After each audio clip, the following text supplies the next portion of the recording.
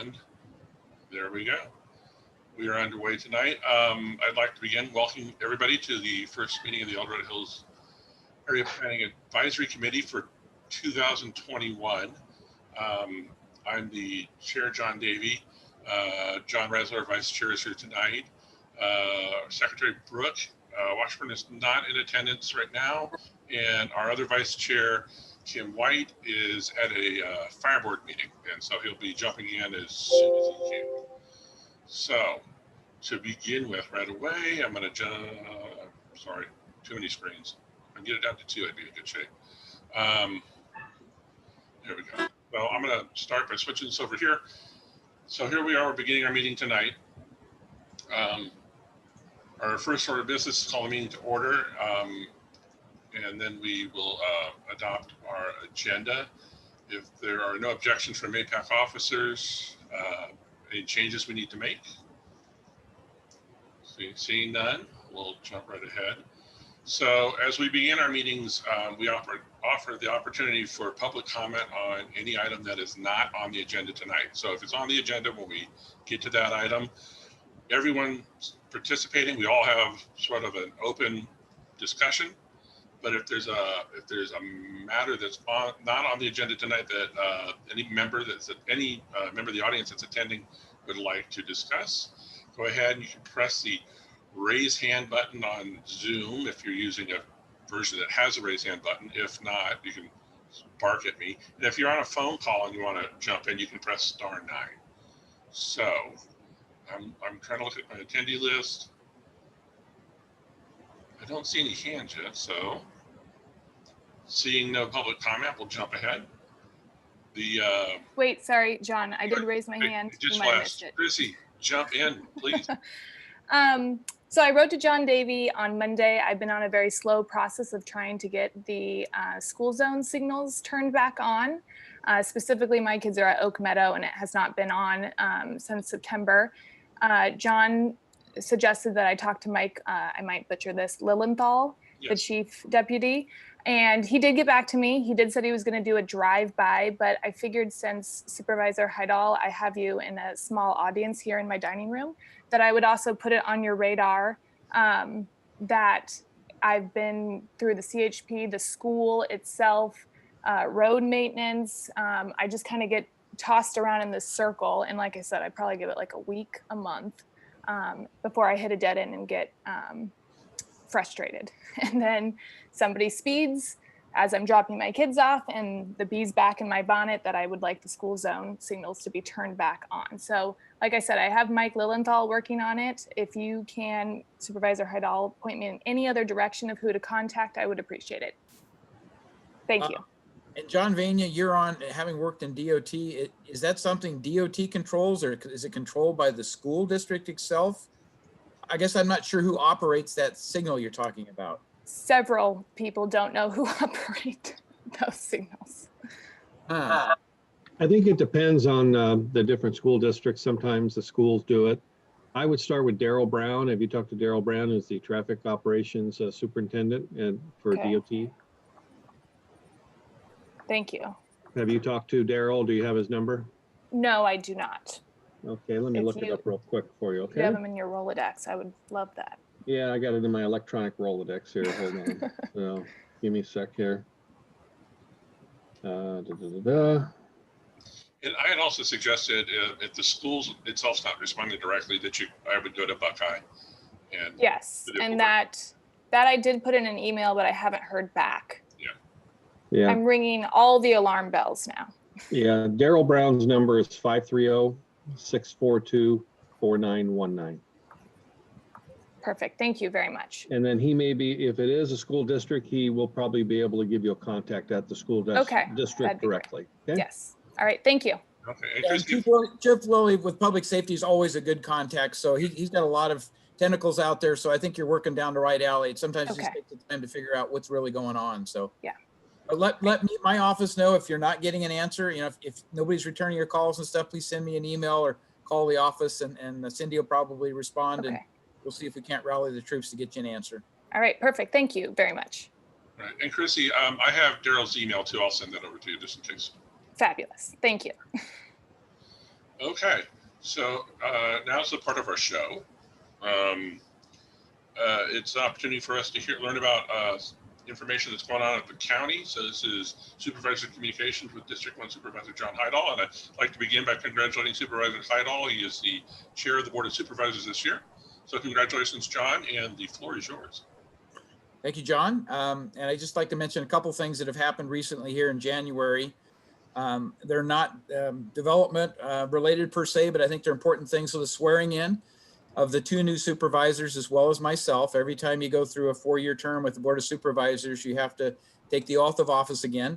So that was conducted on January the 3rd. So we have 2 new supervisors, Supervisor George Turnbull, who represents District 2, and Supervisor Wendy Thomas, who represents District 3. District 3 is the Placerville area. District 2 has a lot of boundaries, but it's mostly South County.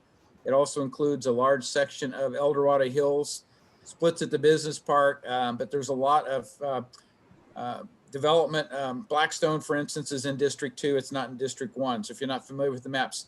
So there is that parallel that I work very closely with District 2. So as part of the appointments we had at one of the Board of Supervisors meetings, we got an agreement that George Turnbull, District 2, and myself would be the representatives for our 2x2 ad hoc committee meeting, for instance, with the El Dorado Hills Community Services District. And those are set up so that we can get together with 2 of their board members and communicate on things that we see coming, things that we would like to get better understanding on, to work together, collaborate, whatever you want to call it, to try to make sure that we work with each other to be successful in achieving our own growth issues in terms of, for instance, the Bass Lake Park. That's a big deal for a lot of us. It affects DOT. It affects our planning and building at some point in time because they got to take out permits. It definitely affects El Dorado Hills. So that's why we have that 2x2, just to give you an example of that. George is also the alternate to the Southeast Connector, JPA. So I'm the primary still, and that's the connection, obviously, from I-5 all the way across with the alignment that comes into El Dorado Hills at the county line. And basically the terminus is at the Silva Valley Parkway interchange with Highway 50. So again, that's a major venture the county's been involved with for several years. And so George is my alternate, having the District 2 part of it, and I've got the District 1 part of it. So I guess the other thing of note is just this week, there were 2 primary meetings that the board held. The first was a good governance meeting, and that was about 5.5 hours of work with a consultant group. And it's really a way of revisiting one of our strategic plan elements called good governance. And we have a good governance handbook that was developed by supervisors starting back in 2017. And it's been updated every year based upon new looks at things or the additional things that we need to define. But it really establishes the protocols for how the Board of Supervisors operates. And so it gets into responsibilities of assistants of the Board of Supervisors. It gets into relationships with committees and commissions that we have. And I thought, this was a particularly good event, again, because with the 2 new supervisors, they provided some additional perspectives and insight that in the past we hadn't looked at. And a number of things came out of that. So the one notable thing I think I'll make people aware of is some of you may know that in the appointments that are made to each of the districts, each of the district supervisors have the ability to make appointments to certain types of commissions. So for instance, our Human Rights Commission, which Alan Stansberry is here, he serves on and he's been the chairman. I think they have to elect offices and stuff. So that is a commission that has appointees that each supervisor has the ability to appoint 1 person to that commission. And so Alan is my appointee. George Turnbull, who was new, chose to appoint Lynn, I'm trying to think of Lynn Green. I've not met her, but she's been on several board meetings. But the other thing that happened was he chose to pick an alternate, which was not part of the normal protocol. All the other supervisors don't have a protocol. And the individual he chose was challenged by people who got involved with some of the stuff that happened to Placerville. It was called the Toys for Tots Proud Boys event. And some of you probably read it on social media. Some of you probably haven't. But anyway, it created a big stir. And the other thing that was a stir was George's appointment to the Veterans Affairs Commission, which there's a single appointment there and an alternate. and he nominated Chris Cockrell. And unfortunately, Chris was involved with the Toys for Tots event in Placerville, which had big picture coverage in the newspapers and stuff as a Proud Boys event, which it was not. It was a Toys for Tot fundraising. And so there's a whole lot of history that goes in it. But anyway, there was a number of people who submitted letters, basically questioning Chris's ability to serve. The board decided we weren't going to make a decision at that meeting. We were going to wait till February 9th to allow a little bit more vetting, primarily by the supervisor who was making the appointment, but also reach out to other groups like the Veterans Affairs Commission members today and that sort of thing to make sure it was a fair determination. But the thing that was important about Monday's meeting is in discussing all of that, the board came to the conclusion that it really isn't appropriate for any board to not allow an appointee that's been nominated by a given supervisor to fill one of those roles. It's really not our place to step in the middle of those kinds of things, but we do want to add a protocol that says by a 4/5 vote, a supermajority, a person sitting on any committee or commission, so it's not just new appointees, who is not serving in the best interests of the public as viewed by 4 out of 5 supervisors could be removed by that mechanism. So if somebody really isn't performing, if they go what I'll call rogue with some kind of a philosophy that's not consistent with what the Board of Supervisors goals are and stuff, then you could remove a person by that 4/5 vote. 4/5 is pretty tough to get most time. That's why we said not just simple majority. There's got to be really good substantial information that 4 out of 5 people agree this person shouldn't be serving anymore. So that's the one change that happened. It may affect what ends up happening on February 9th, but that's the kind of example of the things that we discuss in the good governance meeting. And I see Richard Ross is with us, and he was involved with listening to most of that, I think. And he'll probably make commentary at our community council meeting when we have that. But to me, that's government in action. It's the way we sit down and work through issues, try to come to some common ground, some resolution that says, well, what is really the more practical way to approach this? Because when you have to do, and it's a workshop format, that's the nice thing. You can dialogue and go back and forth. It's not like we have a board meeting and you have to have a very constrained type of process you go through. It limits public comment and everything else. So it worked out very effectively, in my opinion. The second meeting I'll mention was the board meeting actually on Tuesday. And there were 2 key things there that are probably of interest to people. We went through a summary of the budgeting process for El Dorado County. So Don Ashton and Sue Henneke and some of our other staff, Emma, presented a summary document. It's only about 25 pages of really what the overview of how the county forms its budget, what's in the general fund, what's discretionary, what's non-discretionary, driven by federal and state funding, what percentage of the property tax dollar do we get? All of that is into a very summary format of about 25 pages. So that's out on Legistar. If you can't locate it on Legistar, contact my office, and Cindy or I'll be happy to email you that document. Because if you're ever interested in how does the county form its government as its budgets, and how do we stay within the requirement that it's a closed system, there's no, and unless there's new revenue, there can't be new expenditures short of deleting something, right? So if you're going to spend $1 more, you got to figure out where it's going to come from. It's either got to come from new revenue that you have a surety that's going to happen, or you got to take $1 away from something else. You can't operate like the state government does. You can't operate like the federal government does. So we're required to have a closed loop balanced system with our budgeting.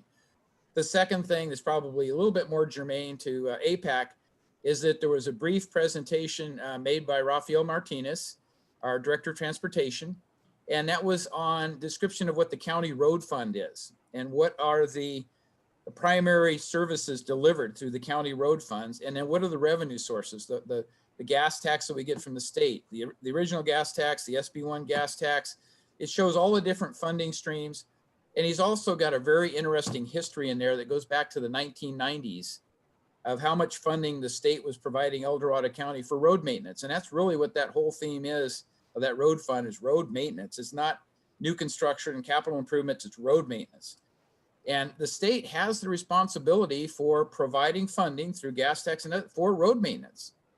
And that's supposed to be delivered to the counties. And we know how sometimes that can be manipulated or whatever, but it's a really interesting picture, because what it says is back in the 1990s, there was significant amount of more money on a consistent basis with inflation and everything else to do road maintenance.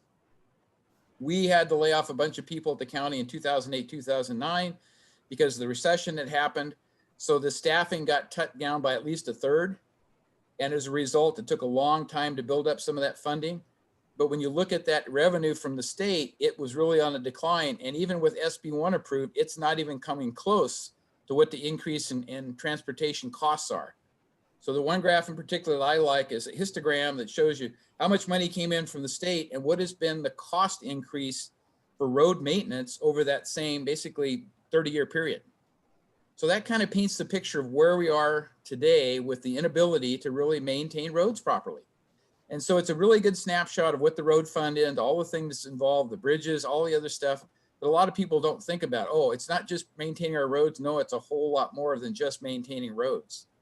But that's what that money is dedicated towards. And then Raphael is going to come back at a later point, give us some more detailed presentations about some of the other things he's looking at. He's always looking at the new revenue sources. What can we do with new equipment, new technology to try to improve our efficiency? But the bottom line is, short of new revenues somehow, and that gets into, can the board create discretionary, basically designation of discretionary resources out of the general fund for road maintenance specific. And there's some tools to do that, and the board will be talking about that. But short of different additional augmentation from outside, our roads are just going to continue to deteriorate because we don't have enough gas tax money coming into our county to pay for what it is to maintain roads with crews and the cost of asphalt and all the other stuff. So it kind of paints a pretty bleak picture, but we do have opportunities to increase revenues through a sales tax initiative. You know, there's things we can do with the revenue side of it, but it takes a vote of the people, and we're always going to respect whatever the vote of the people is. You either vote to provide more funding so we can fix the roads, or we just continue to let them deteriorate at some rate. But so anyway, those two presentations I just point out, if you have an interest in kind of understanding, they're really nice summary snapshots all in one Legistar package. So with that, thank you, John, for the indulgence of letting me kind of continue on with this. But any questions anybody has of me at this time? Rita. Oh, you're muted. Oh, yeah, thank you. The Costco that's being planned, would that be selling gas? Yes, most definitely. The question was, would they be selling diesel fuel? And I think the answer to that is probably yes as well. So it will definitely have a fuel island, and I think it'll probably end up being both gasoline and diesel fuel. And there's still talks going on with Costco. There's nothing I can really announce right now, but they have been talking on a more regular basis with our planning department, and it sounds like they're getting close to being able to submit an application. They needed to work through some preliminary CEQA stuff, which I've been told is going to be done by the end of this month. And then we should know more specifics and be able to share that with people. So that project has not gone away. It's just slowed down. It's consistent, considerably from what it was. And a lot of that, I'm sure, is COVID driven and what are resources. Although Costco's done pretty good during COVID. I think they're probably one of the winners overall with revenues because so many people need to get toilet paper every other week. So any other questions of me? Let's see. All right. Thank you again. All right. Well, thank you, John, for that. And, I had planned on talking to Raphael, if not for March, maybe in April when we're getting a little closer to that second presentation, whenever he makes it, to see if there's an opportunity for him to come and discuss maybe a little bit of everything, a mixed salad, as it were, the road fund, the change from TIMFs to TIF, right? TIF. Yeah, exactly. And the capital improvement program. So eventually, sometime this year, we hope to have Raphael come in and talk about that because it's always a concern for residents. So, if no other questions for Supervisor Heidel, then I'm going to go ahead and jump ahead. The next item, I'm going to jump over and share this real quick. Sorry, it's on the wrong screen. There we go. So the next item tonight, we have a guest speaker, Josh Panay from Panay and Panay Associates, for a little bit of a discussion, community feedback, see what APAC members and audience might have some feedback for them about a potential project along the east side of Bass Lake Road at Country Club Drive and US 50. So I'm going to stop sharing my screen, Josh, and I'm going to make sure that you can, you should be able to, let's see. I'll let you go. I'll make sure. Did you want to start sharing it or you just want to start talking? Oh, you're muted, Josh. If you could start sharing that way with me, I'll make sure I can start sharing at the appropriate time. Host disabled There we participant. go. Okay. Oh, super. Awesome. Thanks, Josh. Oh, thank you. Well, welcome, and thank you, John and APAC and board members for an opportunity to say hello. I'm Josh Pane. I'm with the Mohana family, a longtime family in the hills there. Let me just, and I think, am I sharing? You are. Well, the amazing pieces of technology. I've been acquainted and with the Mohana family for over 30 years. The Mohanas have been in these hills for over 40 years. Came here, I think, in 1970, 78, 77, and wanted to just take a few moments to talk about one of the parcels that the Mohanas have had for some time, I think 18, 20 years. So this is the pointer is Bass Lake Road, Highway 50, and these parcels in here. The family also has what we fondly call the ranch over on this side. And some of you may have been there. That's a 40-acre piece that they've done a beautiful job of preserving the oaks over on that side. And if I could find the photos of some of the, let me see if I can find the oaks. No, maybe not. So they've held these properties for some time with the intent to looking at development at some point.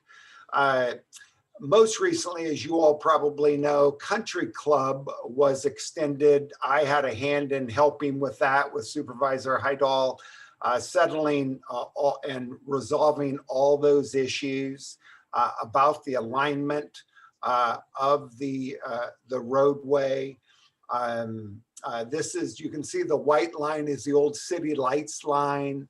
And then the new Country Club goes along in that direction over to Bass Lake Road. And my understanding, Supervisor, you could pipe in if you'd like, there's an extension proposed, another extension through here somewhere, correct? Correct. There's a alignment that it's conceptual alignment that brings Country Club Drive all the way down into Silva Valley Parkway and makes the connection. But it's conceptual at this point. It's not exactly defined, but it's laid out in an approximate location. So yes. Yeah, the CIP on that, I think it's 10 to 20 years out, unless they can be advanced. And it's actually, I think, like 3 segments for Country Club. So. Yeah. So the construction of Costco, if that happens, we accelerate part of that because we've always talked about wanting to make sure that if we get commercial activities right down off of that Silva Valley Parkway, that there's a connectivity without having to get on Highway 50 to go up to Bass Lake. And, so again, it's trying to accomplish what we accomplished in Saratoga with the direction traffic going to Costco there. This would accomplish the same thing for people coming down from Bass Lake Road to get to Costco without having to get on Highway 50. So similar thing. The only, this is John Vania, the only thing that is certain is that that connection will occur at the Clarksville Crossing intersection at Silva Valley. Yes. Yeah. Well, and so what has struck us most, I think, since Country Club has gone in, I was on my bike on it the other day and I realized it's a 50-mile-an-hour road and quickly got off onto one of the side bike paths that were much more calm.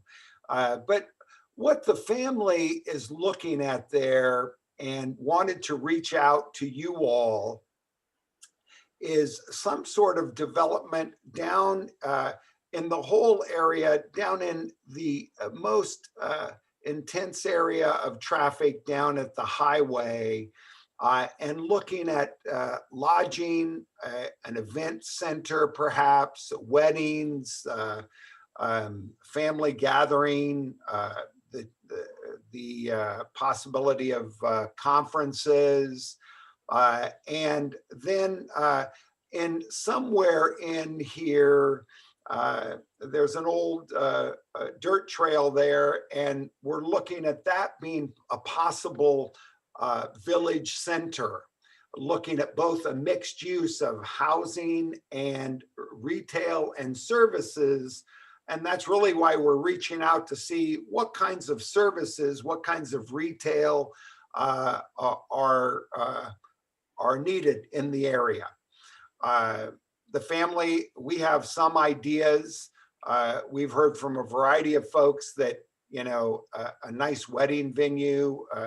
We've heard from folks on the business side that a conferencing space would be something that would be nice and needed. And then the potential of medical serving offices or preventative care. And talking to John about this, he talked about new medical offices and dental offices up in the Safeway Center. And so perhaps there's something like that. Perhaps Marshall Hospital and their whole facilities may have a need now that this has grown over here. We also believe that the new neighborhoods of Lennar and Wynn communities in here and here, Hawkview, and I believe there's another one, I'm missing it, but there's another one up here. So we think that those new neighborhoods will have a need for things. We think also that the new country club, what we've noticed most is the new country club has been a big draw for folks in Cameron Park. My daughter happens to live in Cameron Park over on Los Santos, so I'm in and there a lot. And it's been pretty amazing to see the traffic coming from Cameron Park and that whole neighborhood, as well as the whole neighborhood of Serrano and the rest of Bass Lake Hills. So we're looking at a variety of different things. We've been meeting with individuals, trying to gain knowledge and understanding. But we do think that lodging, a venue, and housing, probably more townhomes, we're thinking. We think that as people age, they'll want to move from bigger places to smaller places. So we're looking at a variety of different housing like that. We're not thinking of any big single family lots as has been the tradition in the hills. And we think that a village center along, you can barely see this white line right in there. It goes across the property there. We've started looking at, first and foremost, the creek system along in the Bass Lake area. We've looked at the bicycle path, the new path that's here, the path that's come along here and connects upwards through, trying to see if there's a way to perhaps get less traffic and put the bike path through here and have a pedestrian bike way in the middle of a real community, a real village. So those are some of our ideas. Wanted to just give you that. We're working on a J6 application that we'll be preparing. So this is really our opportunity, as I told John, to reach out to community and to see what neighbors think. Before we even start a J6 process with the Board of Supervisors. So that's it. I'd like to open it up for any conversation, ideas, or questions? Sure. I'll jump in real quick because I did talk with Josh. It was last week. We talked for a little while, and they have a lot of conceptual ideas about things that may be possible, or maybe that they're not. There's not a need, or it's not practical. But he talked about a lot of elements as far as for the events portion, the event center, or the meeting space. That there are, I think, 4 churches right along that stretch of road. Oh, thank you, John. That was one thing I forgot, and I appreciate you prompting me. Some of our thought as we look at the whole area, if I could, John, there are 4 churches. Obviously, the church on the hill, the Holy Trinity Parish. I've talked to Father Larry there. I'm reaching out next to the Foothills Church, the Episcopal. I can't quite see in there, but can anyone see it? Yeah, it's not listed there on this Google Earth, but there's the Episcopal church there. It's a faith Episcopal church. Yeah, the Faith Episcopal, the Foothills Church, and then over on this side is the Capital Korean.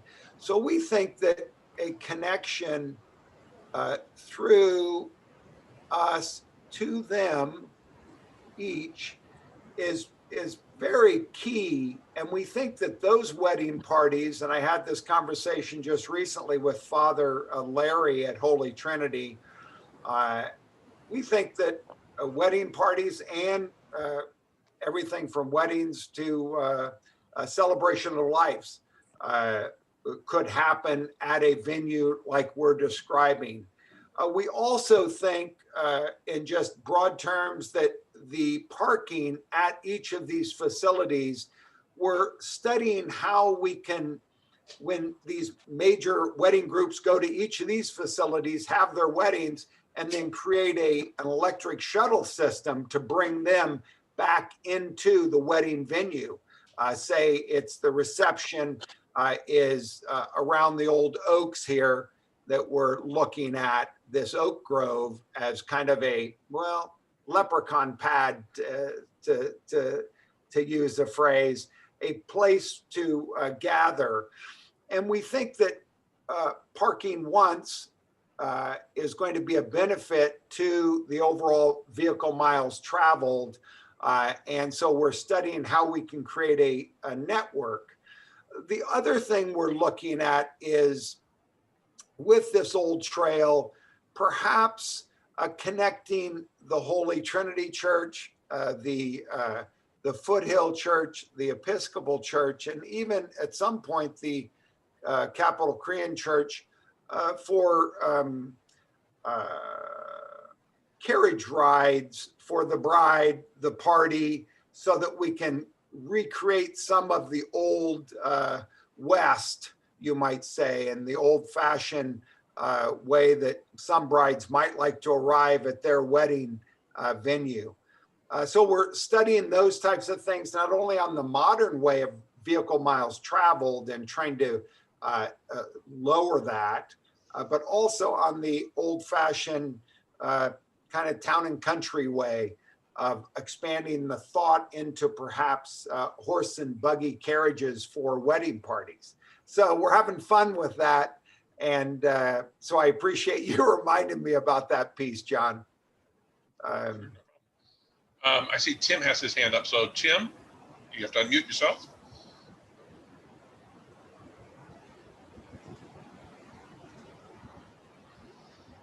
Can you hear me?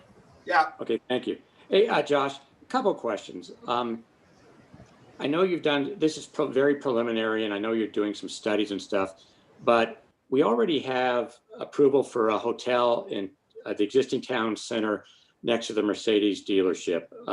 That's been approved for a long time. There was some discussion 2 or 3 years ago. It's ready to build and nothing's being built. I know Town Center East is looking at perhaps Louis Mansour and his team are looking at an event center or a small convention space. together with lodging and some of the developments we're doing over there. Have you guys done any studies showing that there's a additional need for what you're proposing and what Mansour's proposing in a very close area? Yeah, we have.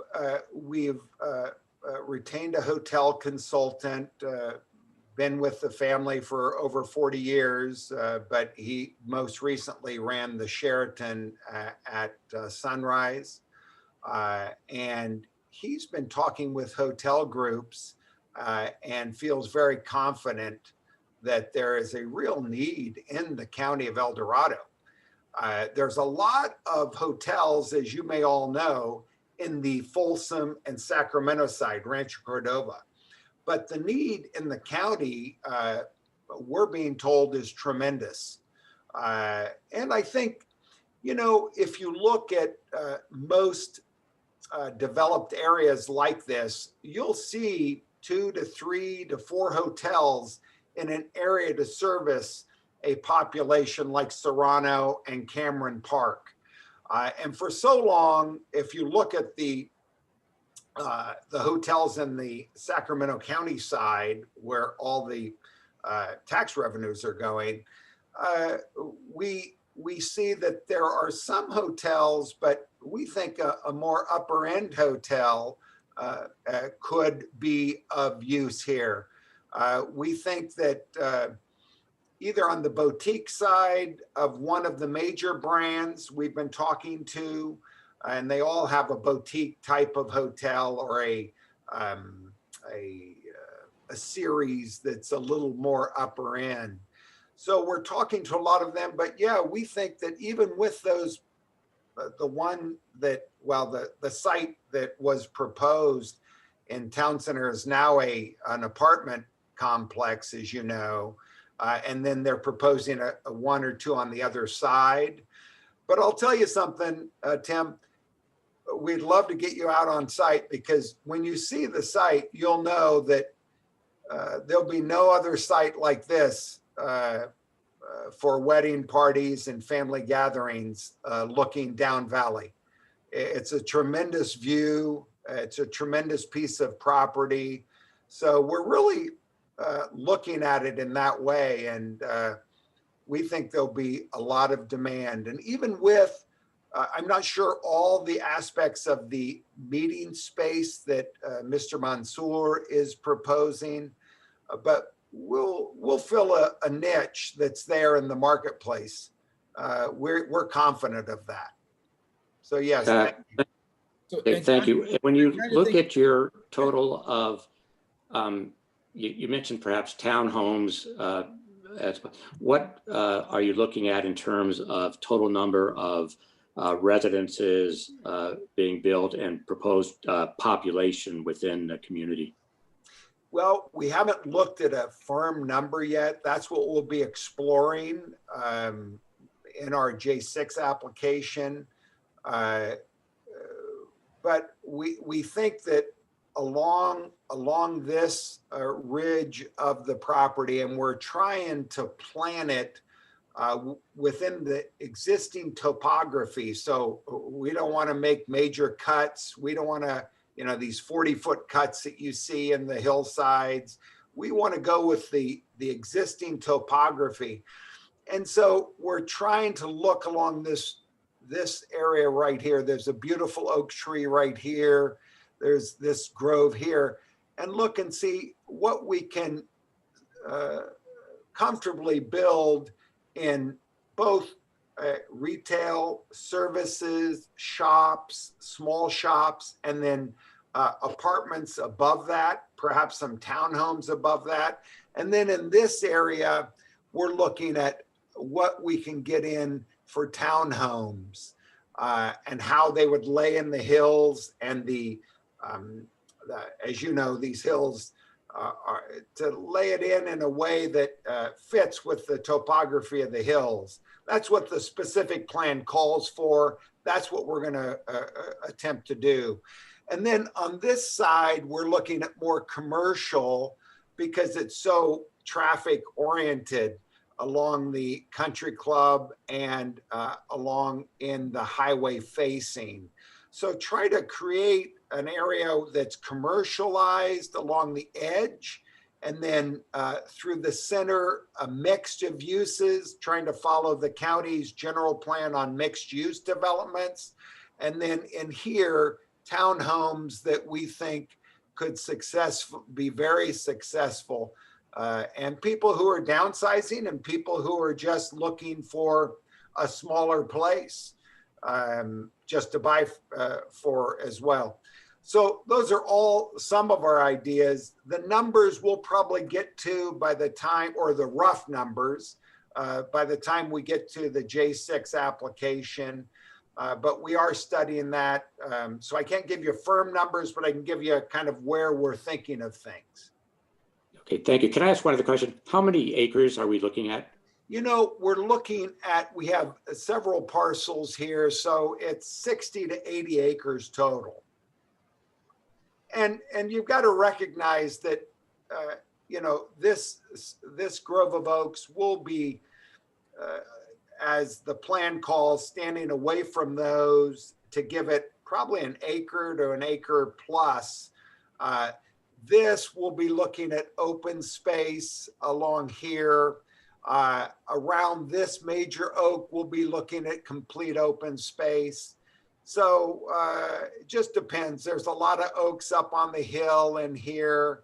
It just depends what we ultimately come up with the J6, how many acres we fit in there. But yeah, the 60 to 80 range is what we're looking at. And as I say, it won't be all developable.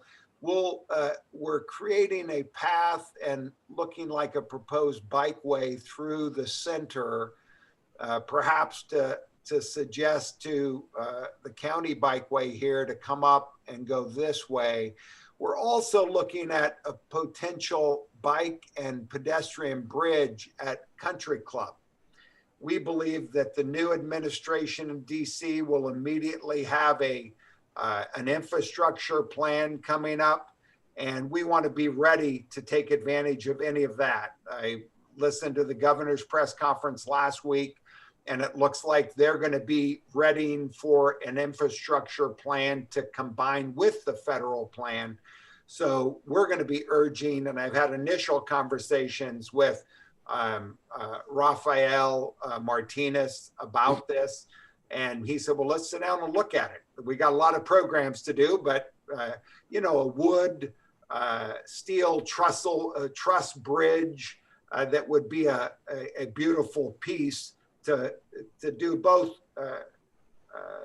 a walking, hiking, biking, and perhaps even an equestrian to get horse and buggy and horses across the bridge over to this area, which we think is the most dynamic potential piece of Creekside that there is. So we're excited about that as well.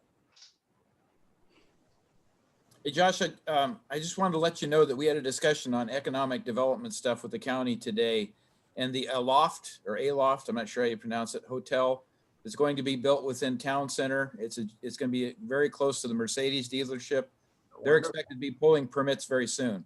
Oh, wonderful. My understanding is it's about 100 unit plus or minus sized unit. But what you were talking about with the hotel type of site here is the event center hotel combination, right? Where people would be coming to a wedding from out of town. They can stay right there at the site, walk down to the event center, short drive, whatever it is. And so they can enjoy the ambiance of that associated with that event, whatever it may be, as opposed to staying in a hotel and driving to someplace else and driving back. And so it's the synergistic concept, I think, of the event center and the hotel on the same property that's unique here that I haven't seen proposed by anybody else. Yeah, you know, the Mohanas have been here for 40 years. They've looked at things. They've watched the growth go downhill. And, you know, they really have a love for these hills. And so, yeah, it's just what you're saying, John. They believe, and I think the hotel community believes that that's an absolute necessity. And I should say something. The Mohana family has one of the premier wedding reception facilities in the city of Sacramento for the last 38 years. It's called the Old Oddfellows Hall. And it's a historic building that they've meticulously preserved and enhanced. It's on K Street at 9th. The exterior now, it's an 1853 building. The exterior is a 1927 clad look, but it's called Capitol Plaza Halls. You can pull it up. And then they have another hall on J Street, the Grand. And that hall holds, I think, 700. The family has been in this side of the business for, as I say, 38 years. So we're real pleased to look at this, the family having been here for 40 years and having bought property, and now the potential of a beautiful reception facility here, flanked by hotels, lodging rooms in a in an atmosphere. Yeah, it's there's no other place in the county that could do all of it in one place. And then we're excited, as John made me remember, about the churches that exist right here and the potential, and we're studying this, the potential of that parking.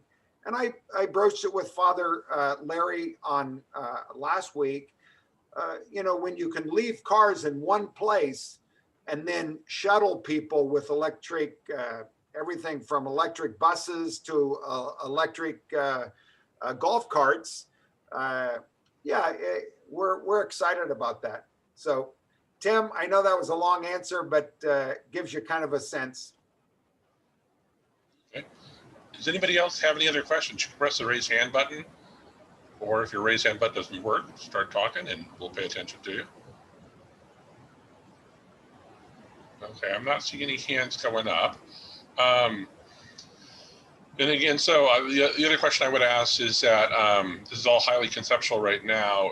Do you have a time frame? Obviously not that we could write down, but do you have an idea of how you want to approach that J6 process? Is it this year, end of this year, next year? No, tomorrow? the J6, John, the J6 we're preparing. I'm helping write it with our team. And I'm helping write it now. So we're hoping for February submittal on a J6.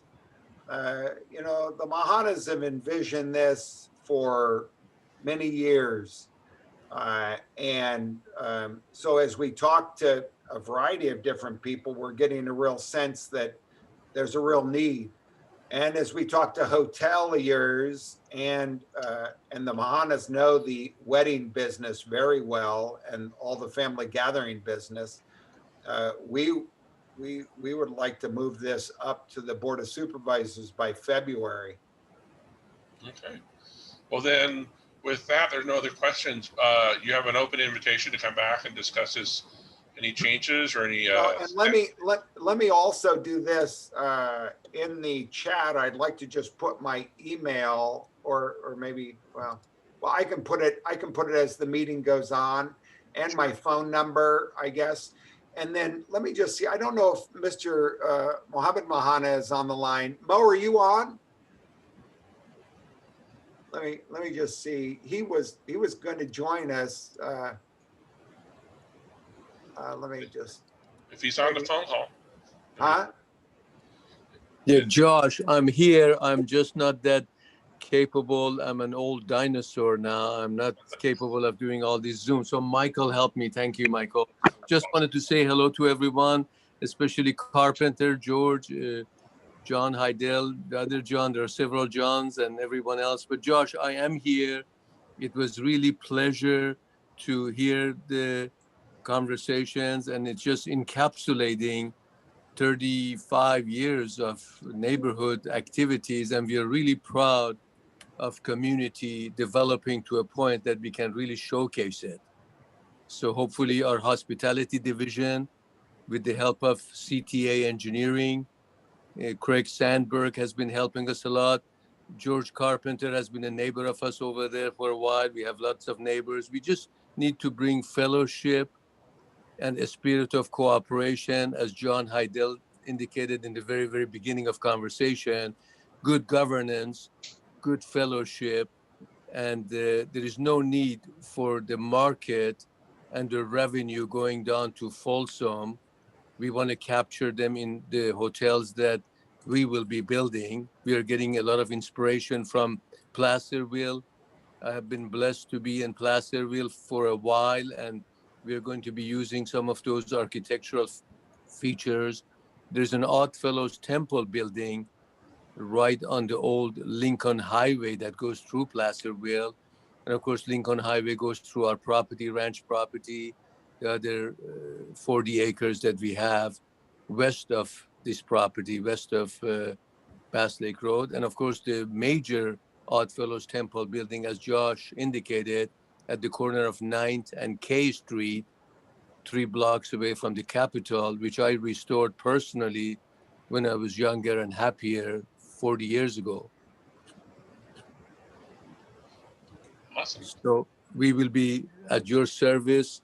We want to contribute to the community and be a good neighbor and bring revenues there. We need all the revenues we can get from TOT taxes, conventions, and hopefully it will, as Josh indicated, that leprechaun pad will be an atmosphere of preservation of history, cultivation of tourism, and so it will be first class, and hopefully we will have an opportunity to work with all of you guys.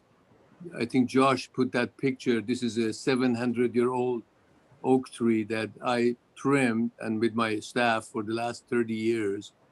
We built an amphitheater there that holds probably 350 people.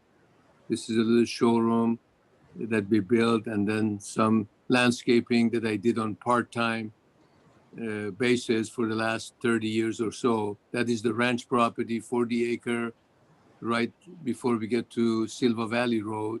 And I think the way my managers envision our residents from the hotel will be shuttled back and forth between this property and the hotel property on Bass Lake Road. So these are some of the things that we did.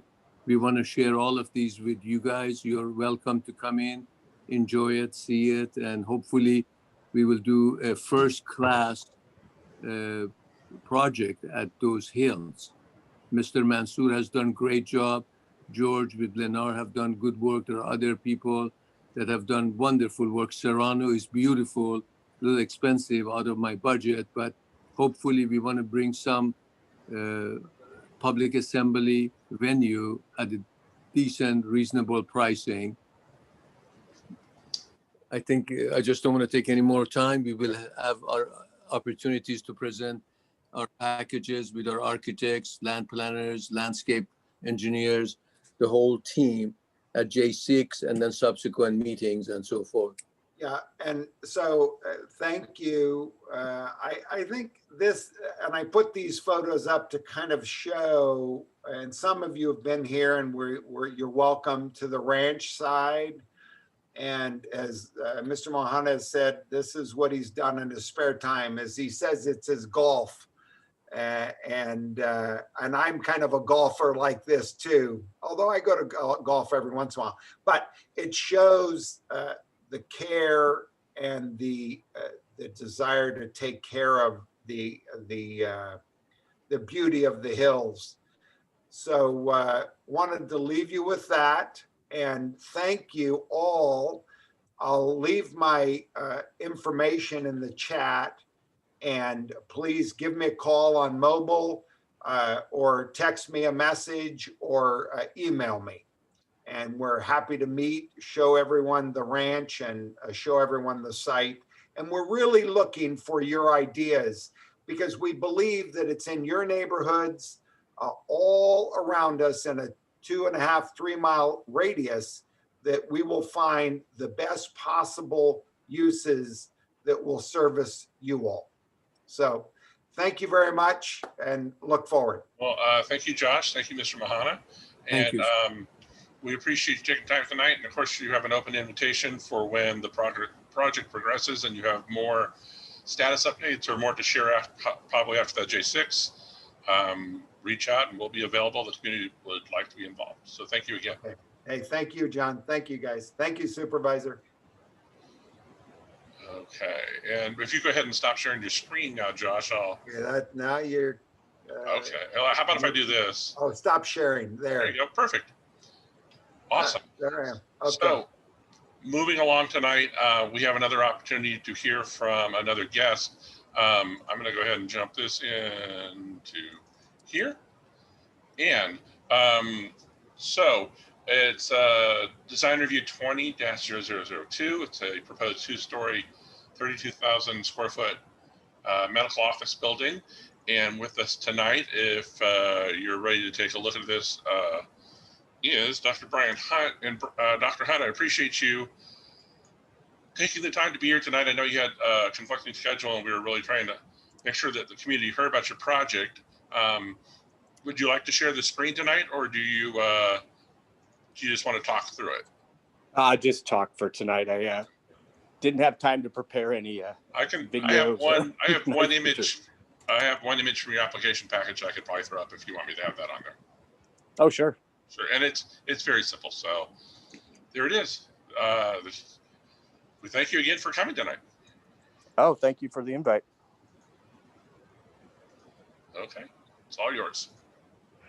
Well, this is it's the phase 2 of bringing medical care services, higher acuity services versus like primary care to El Dorado Hills. I've been a resident for over 20 years and a physician practicing here. And it's just been a long time coming that we in El Dorado Hills and El Dorado County have higher levels of care locally, especially for the type of procedures we're doing.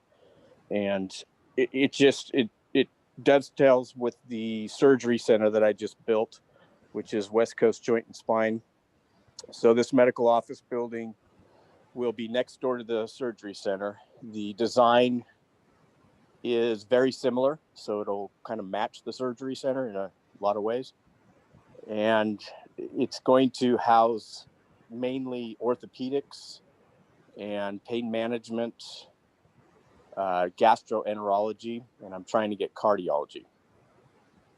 So that's the goal, is just to bring these higher level of services here locally that can be done here rather than in Sacramento or over at Mercy San Juan or in Roseville, et cetera. So that was the goal of the project, and we're probably going to be breaking ground in a month. And yeah, that's it. Any questions? Sure. Well, I'm going to go ahead and stop the screen share real quick and see if anyone wants to raise a hand. I know that there was an article in the Business Journal. I know that you gave a little bit of information there, and I know a lot of community members found it very very intriguing, and a lot of people are very happy to see some of the things you had planned. As you said, more specialties locally. As an example, my daughter broke her ankle and her tibia, 3 or 4 years ago. Her surgery was in Roseville, and all the aftercare had to be in Roseville. And so, that's a service now that could possibly be located locally for residents, not just El Dorado Hills, but throughout El Dorado County, and possibly get people driving uphill from Folsom.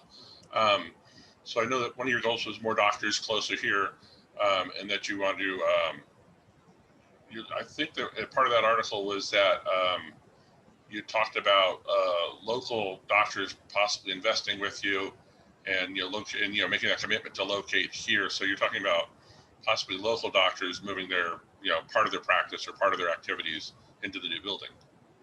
Correct. Awesome.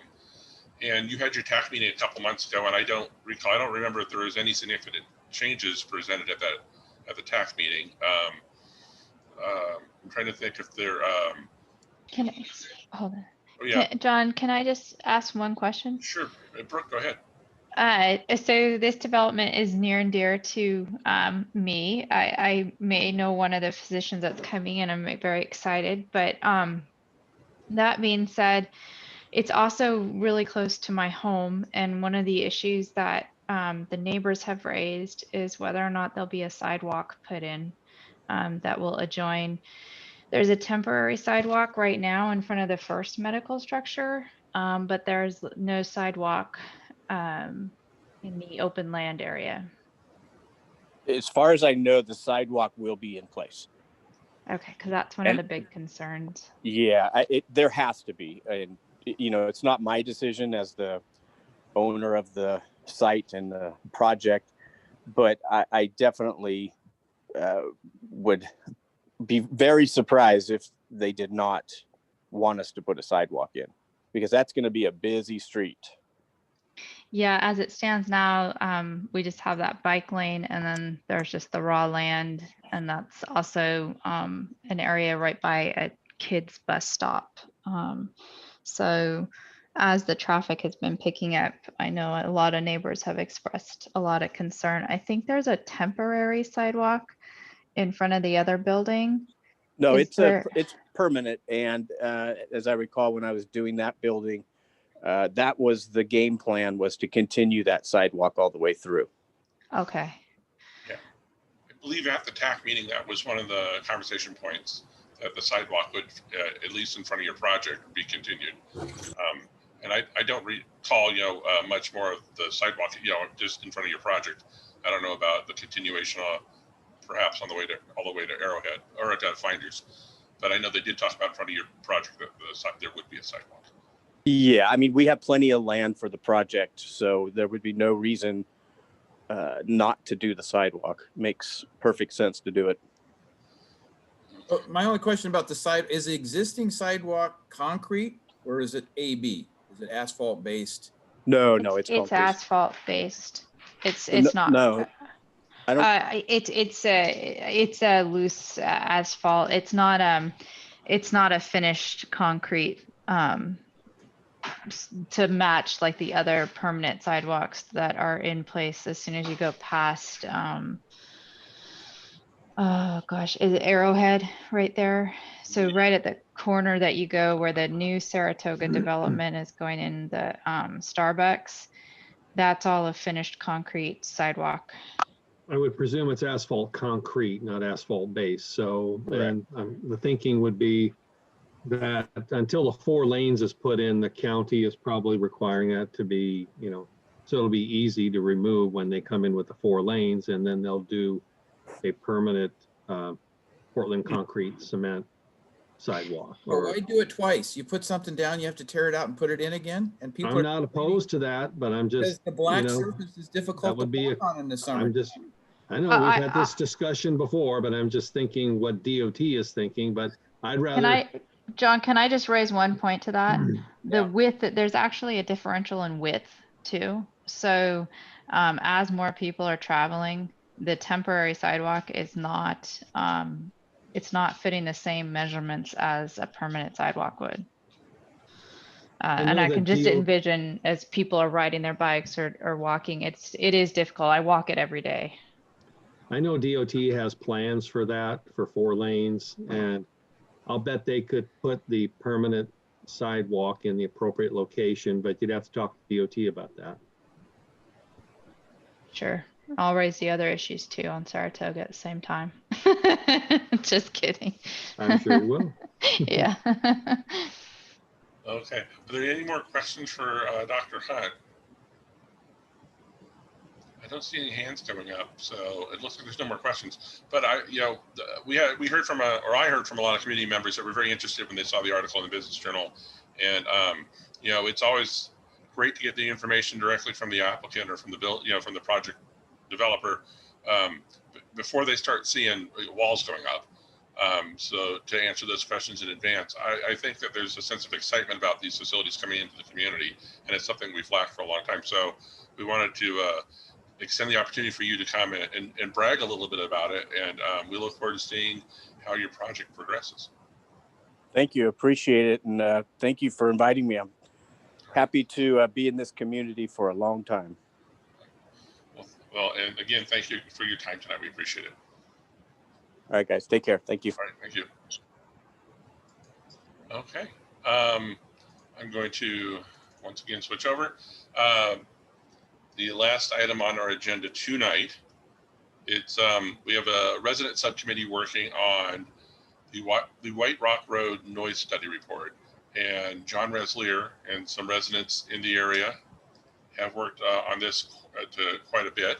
So John, if you'd like to go ahead and jump in, I'm going to leave this on, and if you want to cue me, I'll just jump ahead to what we want to look at. Okay, good evening, everyone. You know, most of us, or many of us, have been walking because of COVID. There's a lot of things that we can't do. And I was shocked when I started to walk on White Rock Road, and the noise, the traffic noise is so terrible, so loud there. I can't even hear my wife speak, which, you know, could get me into a great deal of trouble. We're talking about a section of White Rock Road right at the county line that goes to Latrobe. And I can attest to the fact that over the past 14 years, the communities that live adjacent to this White Rock Road and the plans of the JPA to expand this road, they've been very concerned about the environmental aspects of this road and what it's going to do to their life and to their property values. And it's really come to the front now that Elk Grove and the city of Folsom have decided to finish their part of the JPA. So they're bringing it right to our doorstep. And it's really come to the attention of the residents that live on both sides of this road that something should or must be done about the noise levels on the road as they exist now. The communities along that road, Stonebriar, Monte, Sharrow Hills, Springfield Meadows, they've all come together, and we have formed a committee, and we have studied the noise studies that were done before for this road. And we want to point out a few things.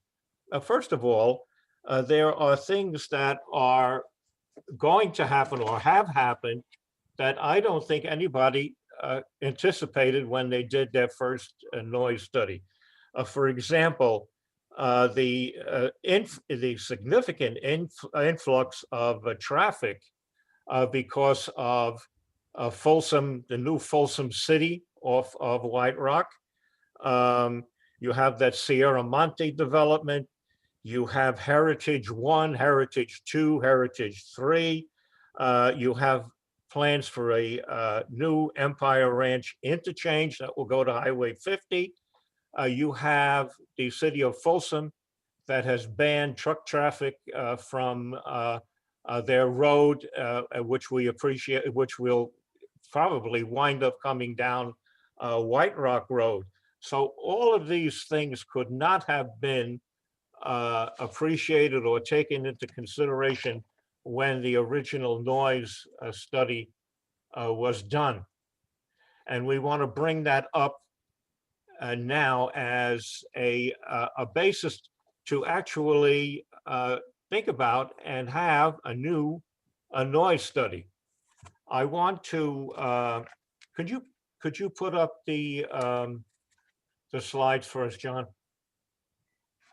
The pictures, or you want the study? The pictures would be fine.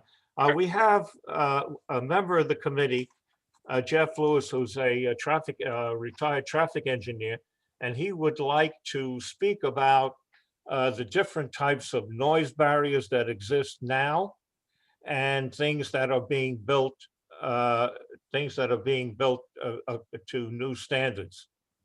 Jeff, can you get on? Yeah, John, I'm assuming you guys can hear me, so if you can back it up one slide. Sure. Yeah, get over here and go back one. Oops, Okay, sorry. yeah, and I'll use you to key me or to advance as they pop up. Okay. Thanks, John. Just wanted to show this one, just to remind everybody that, well, first thing, as far as my background, I'm a retired engineer where I've been involved in planning, environmental design, construction, maintenance, operations, the whole gamut, cradle to grave. And I've been overseeing Caltrans projects since 1988 till I retired a few years and came to the beautiful committee of Four Seasons community. And I've known about this particular JPA project in the early 2000s when it was first mentioned in our office. And though I had other areas in the state, I now see my life has caught up with me to see this project now coming to fruition, and seeing in the past couple of years with all the development in the area. That's where I got with John in our one of our local communities activities when we could still do those type of things, and just saying, hey, there's some things going on everybody needs to be aware of, because in the past, people in general either like noise or don't like noise, but the big thing there for the homeowners sitting alongside, especially those facilities, they're going like, I can't sit outside because of the noise. And like John just sort of captured a little bit as far as I'm walking. So I just wanted to bring a little more technical input to what John was mentioning. And this picture is pretty much of a computer simulation showing on the right side is where the current 2 lanes are currently reside. And with the ultimate cross section for this whole JPA project is taken from I-5 all the way up to Silva Valley connection at 50 to ultimately be a 4-lane facility. So just keep that in mind as we sort of walk through the segment E1, which is El Dorado County line up to Latrobe. Okay, next slide, please. Okay, so John and I, the past week or so, we've gone out and taken some pictures of what are the existing conditions. So what we're going to try to just give you an idea of what the existing noise walls look like and or the situation, and just give you a touch of some of the information as it relates to what kind of criteria when noise walls are built, things that may or may not work for you, and design considerations that need to be thought about to help determine the height of a wall. So showing this picture, typically on the side of the road, just imagine for the noise wall criteria is that imagine flat land and that it's 11.5-foot smokestack on a semi is the noise emitter. The receptor, when they do the readings, is typically a 5-foot receiver behind the noise wall. And the idea is the noise wall needs to break that line of sight from the 11.5-foot smokestack to the 5'5" receptor. So why we took this picture, ask yourself, just close your eyes with each picture as we show it up. If you're sitting in the back of this porch of this property, sucking down your liquid refreshment or cooking some brats and looking, and you see the traffic and or picture 11.5-foot smokestack on a semi, guess what? You're getting whacked with those sound waves, sound energy coming from that semi. So ideally, the noise wall barrier, call it what you want, mitigation for a project needs to take that in account when you figure what height the wall to be built. And the thing is why we trying to focus on these walls is to show you, at least for this development, Stonebriar, which is just north of Four Seasons on the other side of White Rock, is that ideally back in the days that those walls were built, those were more considered what we call privacy fences, or just commonly 5 to 6 foot block walls, probably built in the 80s, early 90s, and typically did not take in any consideration of noise abatement. Okay, so next slide, please. Okay, here's another picture along Stonebriar with the park being behind it. In this case, it's just showing you, again, imagine 11.5-foot smokestack out on White Rock Road with a 5'5" receptor behind you. As far as the picture, this is facing north, but it's hard to tell whether you break that line of sight. thing in breaking the line of sight, rule of thumb is if you can break that line of sight between the 11.5-foot smokestack and the 5'5" receptor, you'll get a minimum 3 dBA, that's the noise metric that they use, reduction. So whatever the noise kicks out and being modeled, by breaking that line of sight, you get at least 3. And depending if you go a couple feet higher, you can get another 1 or 2, 3, 4. So the higher the wall, the reality is you can get a better abatement in reducing whatever those noise readings are coming out to be. Okay, next slide. This is over on the Four Seasons side. As you can see with the Four Season development being built, say 2005 to 2006, 7, maybe 8, the walls are a little higher. Again, picture 11.5-foot smokestack trying to tie into a 5'5" receptor in the backyard. And this way it looks pretty good, but you've got to remember, we don't know where that smokestack line of sight would be based upon where it would be on the road.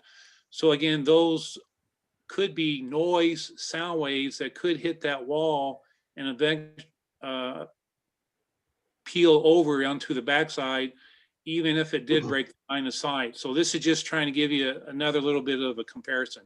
Okay, next slide. Okay, this is as far as noise walls in general. So a unique case is for the Four Seasons property, they have a gate that's tied into trails. The consideration for noise walls are they work in unison. We try to avoid the checkerboard issues because by not having a barrier, which is a block wall, transparent wall, which could be glass, plastic, etc., a solid barrier of at least 1 inch thick or dense material, sound travels through. So in this case with the gate, obviously any sound, there is no sound reflection in this area, which can then escape through the sound wall on the left and the sound wall on the right, and can go back to affect those resonances back in that area. So a consideration there as an option might be to go ahead and close it out, go ahead and offset it so you can have people walking through and around, change the gate look a little bit, and or possibly put on a transparent plastic or glass or something to create a solid, dense barrier to, again, reflect the sound energy coming from the smokestack. Okay, next slide, please. Okay, this is a picture of the Tierra Monte development, which is just north across Carson Creek and Four Seasons. You can see it's a newer development, just been put there in the past, say approximately 2 years.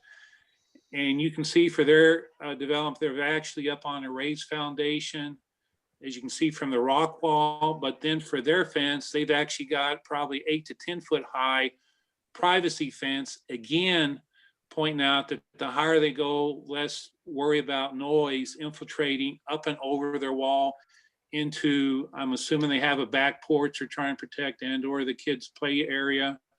So by having a higher fence, higher block wall, that has formed as a noise abatement for that particular property. Okay, next wall. Next slide, I'm sorry. Yeah, a little bit farther line on another Sierra Monte property. Again, just trying to show for the property there, they continue the same type height wall. Again, not the 5 to 6 foot privacy wall, but obviously for the newer developments, they see a big issue with some of the height of walls helping improve the sale of their properties and trying to help the residences enjoy their property to for their family accordingly. Okay, next slide.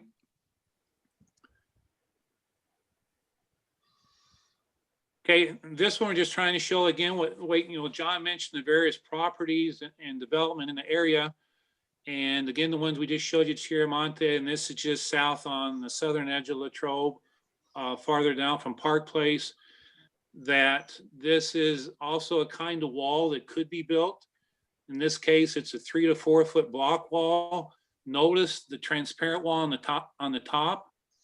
So in reality, as far as reducing noise, letting people enjoy their backyard, the transparent walls gives the homeowner a little more transparency, lets the sun shine through, gives them the viewship from the homeowner's windows looking out, which would be westward from these particular properties. And again, just trying to point out that, again, the barrier could be block wall, glass wall, plastic wall, something of enough density. There are some states that actually do wood walls, but over time, as they shrink and swell, they create crevices and noise can seep through and deter the estimated noise reduction. Okay, next slide. Okay, this is right by the entrance of Park Place down on south on Latrobe Road. Again, it's not the glass block wall combination, but as you can see, it's probably a good 14, 16 feet height. So it gives you an idea again for the Park Place development. And if you drive that whole development, you'll see this size wall pretty much through the whole fronting edge between Latrobe and the development. So it just gives you an idea again that with the newer developments that they've really tried to place some focus and abatement associated with the noise issues. And again, this is just an example to show you what's out there. And this is somewhat similar to the types of wall you'd see on east of East Bidwell and White Rock Road out there by the Folsom Ranch development that's going pretty full bore with all the significant traffic that they will have moving into that area. Okay, next slide. Oh, okay, well here, go ahead and back up. And John will be talking about these items coming up, but what I wanted to recap there was you got to see the pictures of the walls. The thing interesting about Four Seasons and Stonebriar is that obviously those walls are a little bit older.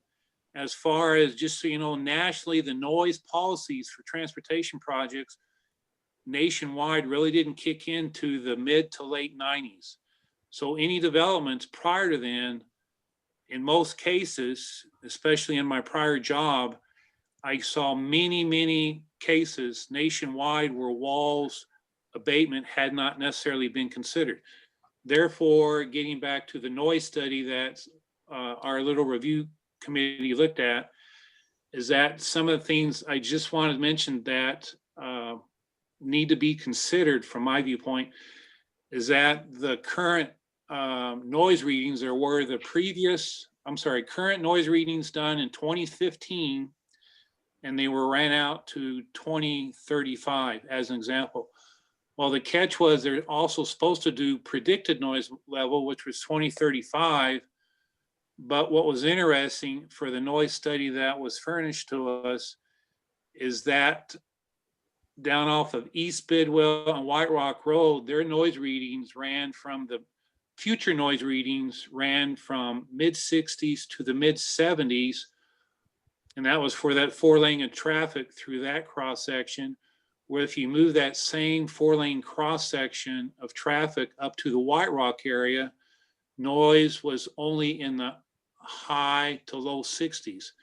So to me, the question is, if you got the same traffic, how can there be such a big variance in the future noise reading? Because ideally, you've got the same traffic, you should have the worst case conditions being modeled, which there is a software program for that.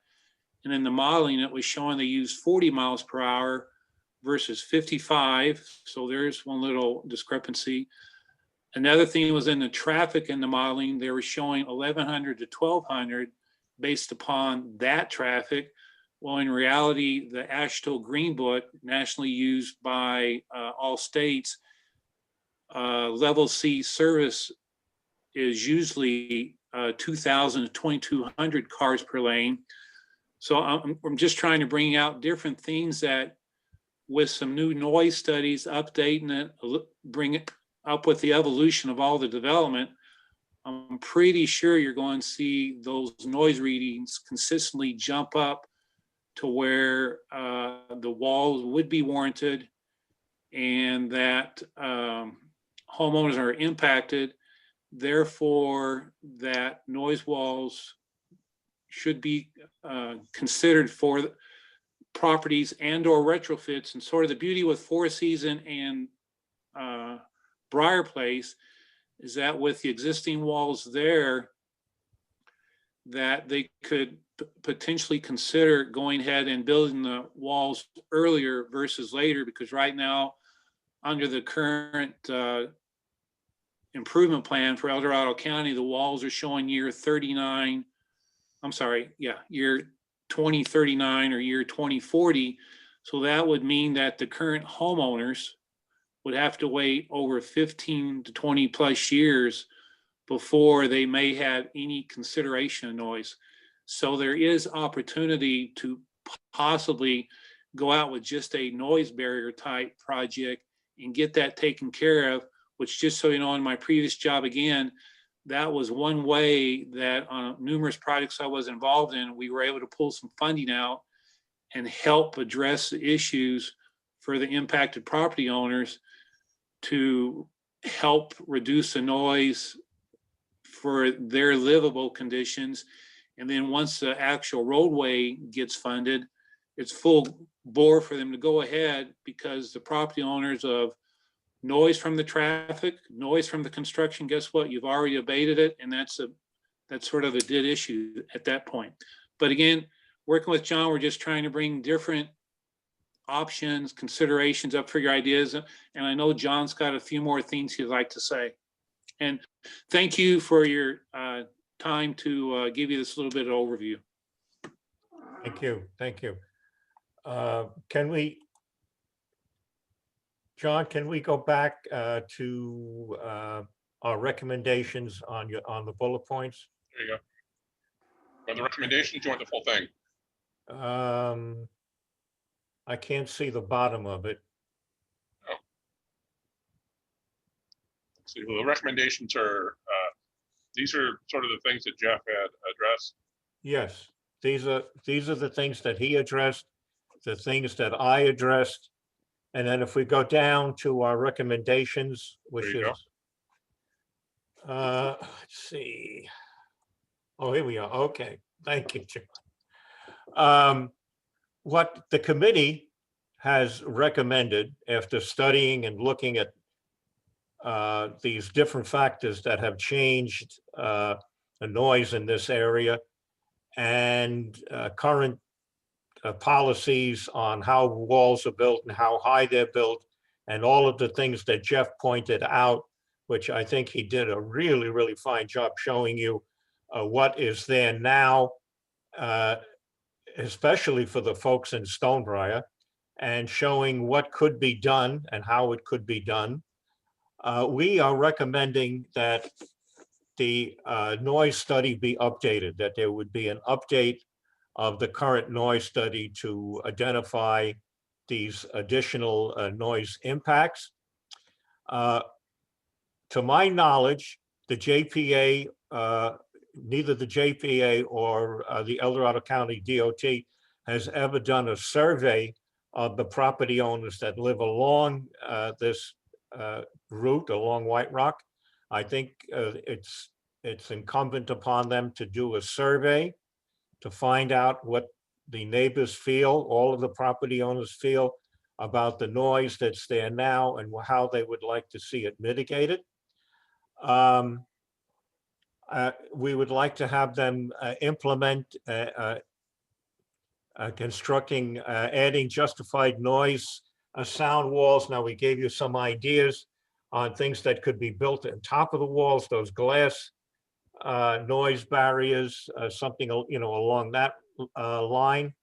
And a very important thing that Jeff pointed out to me, and I want to point out to all of you, is that this noise barrier can be looked into and funding done for it now. Because if we wait 6 years, 7 years out, I think, Jeff, I think you said it would increase the cost by 7 to 8 times what it would cost now. So it would be feasible to find money now to have this done rather than wait until until the price of things just, increases with time. So those are our recommendations. We're going to send this new report. We've made some changes to Supervisor Heidel, and we're going to send it to Derek of the JPA to have them look at it. And we were going to ask the JPA to come back in February to discuss our report and our recommendations and what their ideas and what they would suggest based upon what we just gave them. So I'd like to leave it open for any questions right now. Sure. Go ahead. Put that like this real quick. Does anybody have any questions about the work that subcommittee has done? If you have any questions about their findings, if there's things that you think that maybe, they did a pretty exhaustive look at this. If there's some questions that you think maybe didn't come up or issues. You have Ron Cassidy? Yes. Hi, John. Thank you for the presentation. One of the comments I have is the survey for property owners versus property or the residents that live along there, because some of them might be renters. I don't know if that would affect the overall survey, but we lived on Slate Ridge right there at the corner of Carson Crossing and White Rock Road. And we experienced a lot of the noise that you're talking about, even with those the sound walls that are up. Yeah, and I did talk to members of the committee about that, and it's kind of a concern. But I think the regulations in some of, we looked at some of the other municipalities, and some of them actually require a survey of the property owners. And we talked about the aspect of having renters and whether they would, what their position would be and how valuable their position would be in a survey. So yes, we understand that, Ron. And we were a long-term renter there on Slate Ridge. So would you fill out the survay? No, he's my neighbor now, so you can't have him. John? Hey, wait a minute. Can I add just a little bit of background for you guys on that information? The thing on the noise walls, just to reflect both what Ron was asking about. The idea is what we found out, and this is in my previous federal job for noise walls, something to put in your hip pocket. The reason why we were doing the title search and want to talk to property owners, because as we were talking to here, working with Caltrans locals, they'd say, well, that's the homeowner, it's their wall, they take care of it. No, wrong, incorrect. The walls are a mitigation into perpetuity. That's why it's tied to the project, tied to the responsible party, because what we had originally found when that was going on, and before I found that out, is that the government entity was turning the wall over to the property owner, which guess what? Someone was tearing it down, someone was changing it. And again, just wanted to highlight the walls function in unison.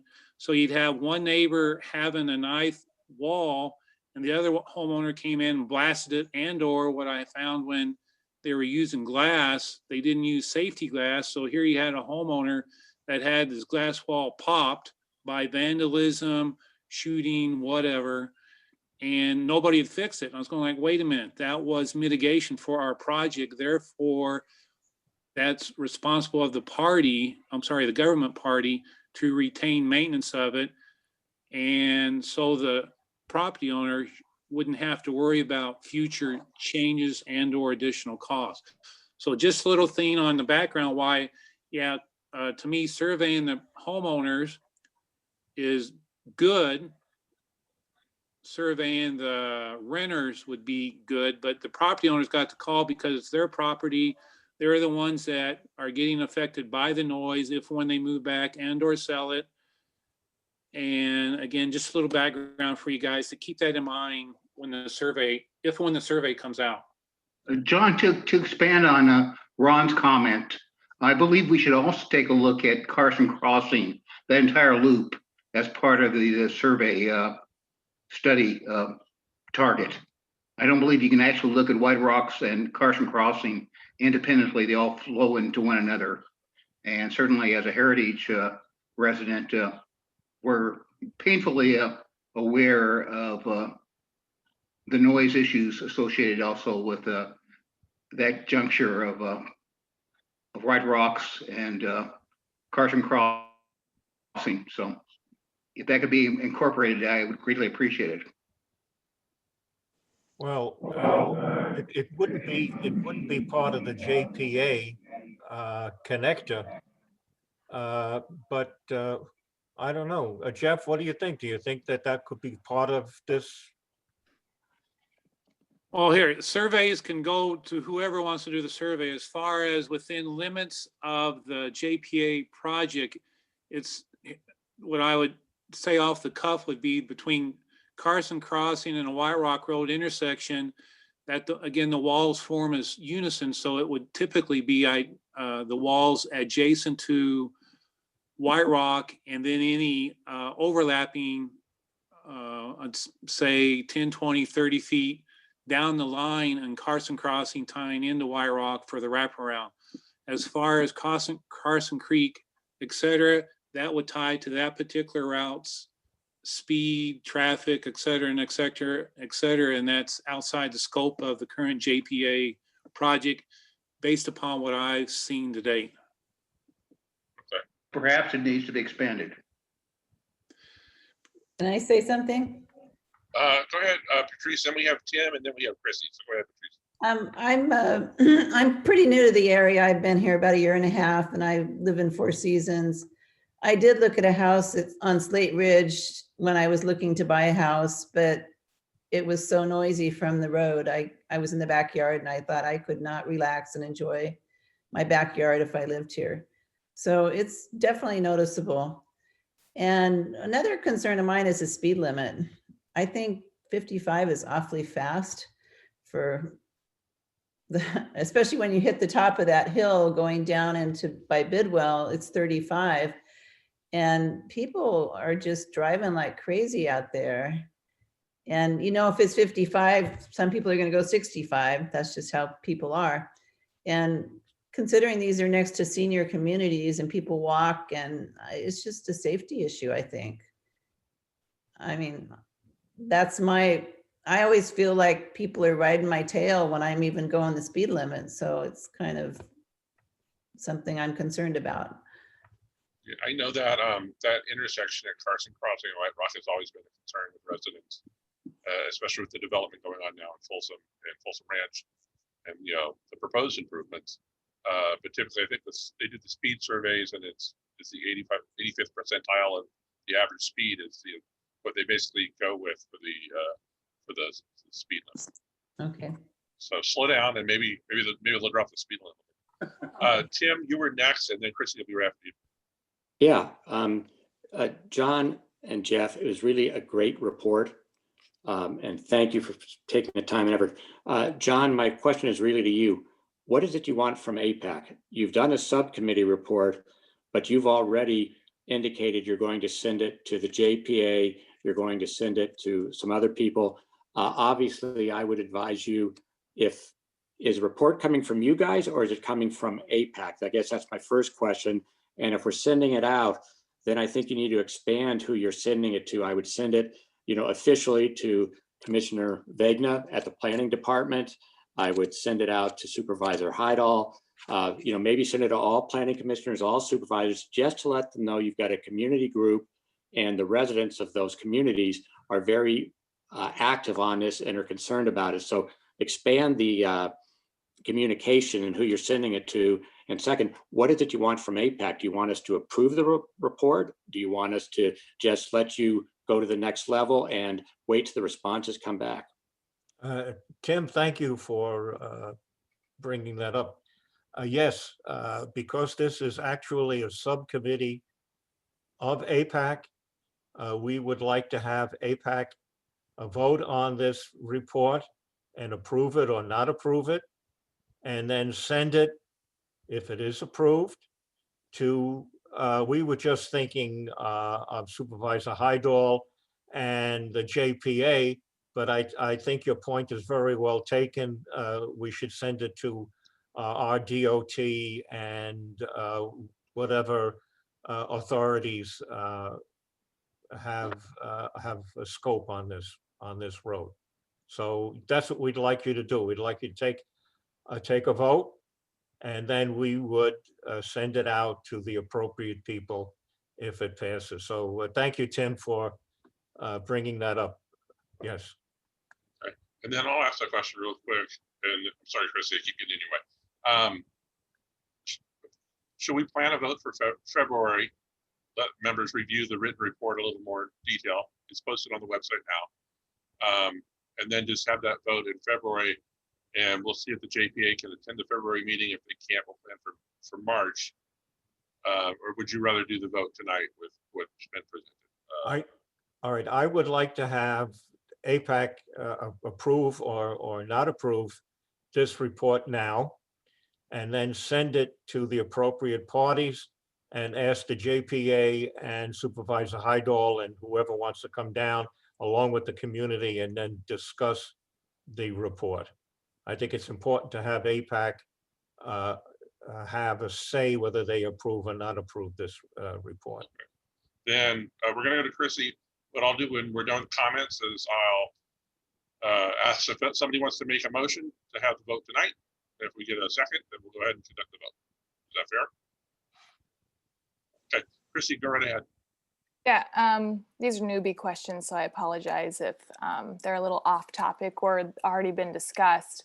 I did sit in on that meeting where I think someone from Sac County with the JPA came and made a big presentation, and residents were able to state their concerns, and it was a lot of, no, this can't be changed, or there was really no answer from the guy. He was pretty snippy. But I'm curious if the wall, if building up the retaining walls is like the ultimate answer to the noise concerns, or are there other tiers such as adding in more trees, adding in more greenery?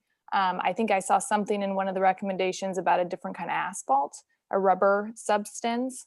So I'm curious if in this recommendation, if it's even a point, because my house is further on down the road at phase 3, along with Sunset Estates, which is going to need some sort of sound retaining wall. So this will be setting a precedent for whatever happens on down the road, hopefully. I'm just curious if it's worth our time or worth the committee's time to add in other tiers of possible noise reduction. I don't know if trees are noise reduction, but that's kind of where my question's stemming from. So Chrissy, good to see you. I haven't seen you in a while. I know, I put on the camera just because of that. I always thought that trees and different kinds of vegetation would cut down on the noise. And after studying what Jeff had out on some of the links, no, trees and bushes and all that kind of thing really have no real effect on the noise. So right there. We also looked at a rubberized road, and Jeff pointed out that it's not really something that's accepted, I believe, by the federal government because the road wears out very, very quickly, and you're right back again to having the kind of surface that will make a lot of noise. So rubberized road, vegetation, trees, and all that kind of stuff. I think we mentioned it in the report. They really will not be what we really need to cut back on the noise. Okay, I think the idea of those glass walls along Latrobe from Stone and Blackstone is really a great idea. I think John Wagner had said that he didn't want to see 18-foot walls going down White Rock Road. And I think having a glass wall up at the top might, mitigate that kind of a look, and it would be better for the people. So Chrissy, I hope that answered your question. Yeah, but I also agree with the fact, just envisioning an 18-foot wall all the way down White Rock from county line all the way to Silver Valley. It's pretty depressing. And again, newbie question here. Is there absolutely no fighting for a change in this road at all as far as speed limit, as far as just trying to slow it down, putting some curves in it? I know I've mentioned roundabouts before in this county and gotten scoffed at, but roundabouts, I mean, something to slow people down. Or is this, pun intended, set in concrete and walls are what we need to ask for? I'll pass that to Jeff. What do you think, Jeff? Well, you're talking about traffic calming measures. There's a variety of those type things out there, but again, for this group, as far as noise abatement, that's one thing that could roll into potentially reduce the noise, but then getting into the traffic, that gets back to with the Johns and that meeting with JPA and their overall facility, because you got to remember, big picture wise, this is a bypass from driving 99 down to Highway 50 downtown Sacramento.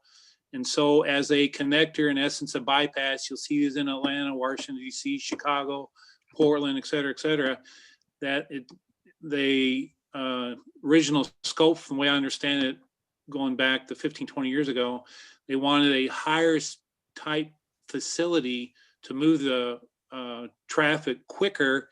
And so the catch is, reality is, the outskirts of rural communities, semi-rural, then semi-urban, they get caught up exactly in what you're bringing up. And so to me, there's the traffic people need to look at that to see what kind of options are available that maybe can balance out things a little better to help satisfy your concerns. So I would say that's something that I guess we could, as a group, say needs to look at other potential traffic calming measures to reduce the speed. But again, when we, based upon what we saw in the modeling was based upon 40 miles per hour, which we know that's not right.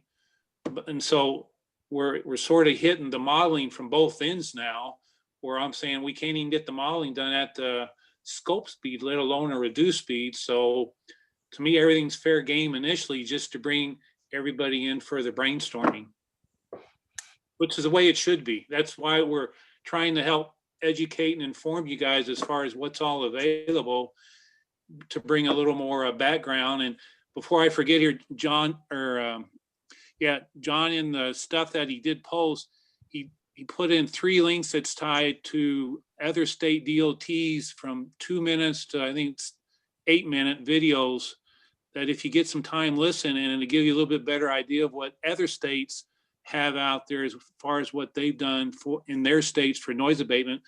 But overall, they're very similar to each other. So take a look at it and see what you think.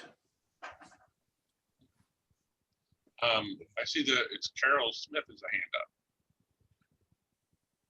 So if you can unmute yourself, then we can hear you. Is that going to work? It works perfectly. Thanks, guys. Hey, I live at 2038 Ranch Bluff Way, which the entire back of my yard, which is one of the larger lots in Four Seasons, runs the entire distance along White Rock. I'm probably 15 or 20 feet off of there, and the noise is unbelievable right now. And I concur with several other people. The speed limit out on White Rock is remarkable. I'm tailgated all the time, and I'm not a slow driver, but I don't even want to walk my grandchildren out there because it feels so dangerous with cars just streaming by. We sometimes walk to church at Rolling Hills, and when we walk back, the traffic coming at us is at such an unbelievable speed. And of course, there's drag racing and other crazy things that happen. But I just want to commend those that are trying to get this issue in front of people that can make a difference on it, because it's huge. We've only lived at this property for less than a year. And one of the biggest things that's challenged us, the only thing about the property that's really depreciated its value, is the loudness that road creates. So I'm 100% behind what what's trying to be done here and just want to lend my support in any way I can. Thanks to everyone who's working on this project. Let me say something. Sure, Gary. Yeah, I'm Gary Hack, and myself and Dan Cockcroft are also with John and Jeff on the committee. I would just like to say that John was indicating, you know, he stated the number of developments, but he did not give a number. We didn't qualify it. We didn't put a quantity. And just FYI, by counting noses, we're looking around 12,500 homes, new residences, not even counting Costco, that have gone in and or are projected, that are approved, planned, moving ahead since this study, the initial study, was made. So John had indicated that there were a number of unknowns that had occurred post the study being made. So I just wanted to throw out that number, get a little bit of an idea of the, you know, of what's being generated, 12,500. So just throw that out. Good to have the numbers. Thank you, Gary. Okay. John, I think at this point, we can have a, John? I'm sorry, Dan. Yeah, I don't have my hand raised for some reason, it wasn't go up, but I just wanted to comment a little bit too. There is that one section on our road there that has no wall. And it's because the county put in the walking path through there to let people come in and out of the process. And so all those people in that open section have no noise abatement at all. It comes straight through the Four Seasons and just funnels out around in there. So when we're talking about raising walls, some parts of Four Seasons have no walls. Thank you. Thank you, Dan. Would any of the APAC voting members like to make a motion tonight? Yes, I would like to make a motion that APAC approves this subcommittee report, and that we will send it to the appropriate authorities. Second that. Okay, good deal. So we have a second. I'm going to run down a list. I'm trying to read this screen, see who's here tonight that's voting. I'm just going to call names as I see them. So the motion is to approve the subcommittee report, to support it, and to send it via APAC to the appropriate agencies and elected officials. So with that, first, Tim, yes, no? Yes. Chrissy? Yes. John Resley? Yes. John Richard, are you still on the?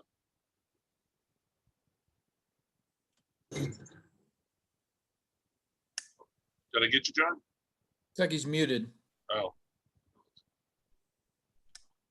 John Davy, I did indicate to Gary Hack and Dan and Jeff that because they participated in the APAC subcommittee and worked on the report, that they met the requirement to become a voting member of APAC. So I would like to have them vote tonight also. Okay, we talked about that a little bit too. So I'll come back to John because I didn't see John Richard. I saw his name. But John, I'll come back to you. You're muted right now. So moving along, Kathy, Rivas. Oop, yeah, there you go. Are you muted? Kathy, you have to unmute. We can't hear you. Okay, well, we can't hear you, Kathy. If you want a yes. Thumbs up or a thumbs down? Okay, that's a yes from Kathy. Yes, it is. Okay, Brooke?